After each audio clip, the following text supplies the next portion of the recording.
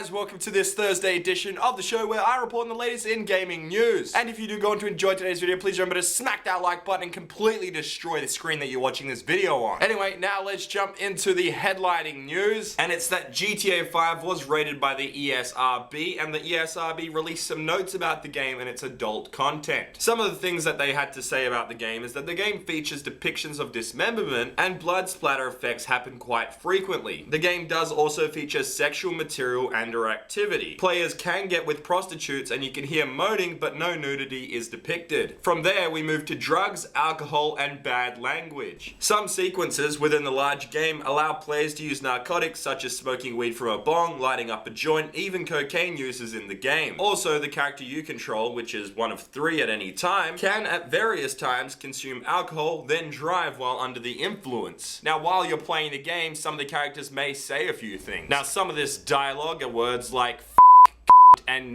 hold on, let me try that again. F***, and wait, why can't I say it?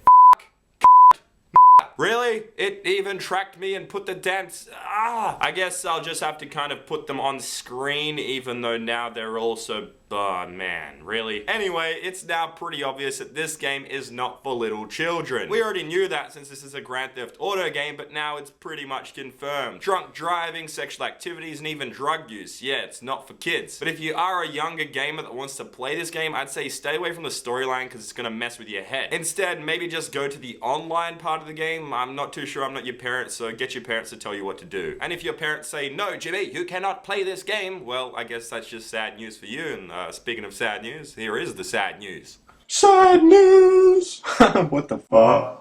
Well, Saints Row 4 is back in the sad news again, but today it's just an update and confirmation on what we already sorta knew. Because we already knew that Saints Row 4 has been delayed in Australia until late September, but now it's official and we have an official release date. The publisher has stated that Saints Row 4 will be out on the 12th of September for PC and Xbox 360 and the 19th of September for the PlayStation 3. This version of Saints Row 4 will be altered and have one mission missing from the game. The mission that's been removed had alien drugs in it, so yeah, that's probably why it didn't get through the Australian classification board. This also means that the Australian version of the game will be roughly 20 minutes shorter than the normal version of the game in the rest of the world. But there is good news out of all this because the publisher is offering a free DLC pack known as the Presidential Pack for everyone that's pre-ordered the game in Australia. They said that they're sorry about all this crap that's going on with the Australian classification board, so they give it out free DLC. Anyway, that's it for the sad news today. I guess it wasn't really sad news unless you're just waiting for the game. That's kind of sad, I don't know. But now let's get to the big news. Big news! First up on the big news today is that Sony has revealed its pricing for the accessories coming with the PlayStation 4 on launch. The DualShock 4 controller, including the newly announced red and blue controllers, will be at $98 for Australian gamers. Now the dual charging station for the DualShock 4 controllers will retail at $38 and the vertical stand will be $26. Honestly, I probably won't get any of those except for maybe a spare controller on the side, because as you guys may know, I get angry at video games pretty easy and I rage and I may throw my controller at the wall and it may break. Then again, Sony did say that the DualShock 4 is a pretty strong controller, so I may not have to get a spare one. Anyway, moving on to our next news report, and it's that Crytek has revealed its new Cry engine. Crytek has moved away from numbering the engine, but now is simply calling it the Cry engine. It's not going to be the Cry engine 4, as I said, it's just known as the Cry engine. And personally, I think this is one of the best engines that I've seen for next-gen gaming, and it has huge potential because it's just amazing. They actually have a demo showcasing it and shows how it's a true upgrade to the CryEngine 3. And the craziest thing is that this is just the early stage of this engine, so we don't know what this engine's life could end up being like. Just imagine what it's going to be like a couple years from now when they play around with it and figure out how it exactly works. Anyway, if you want to check out the full demo video of how the engine is working at this time, make sure to check out the link down below because that's where I've linked it. But now it is time for the part of the show where I get interrupted by a man giving me a question, and his name is Gorilla Man. Thanks, Gorilla Man. Okay guys, the question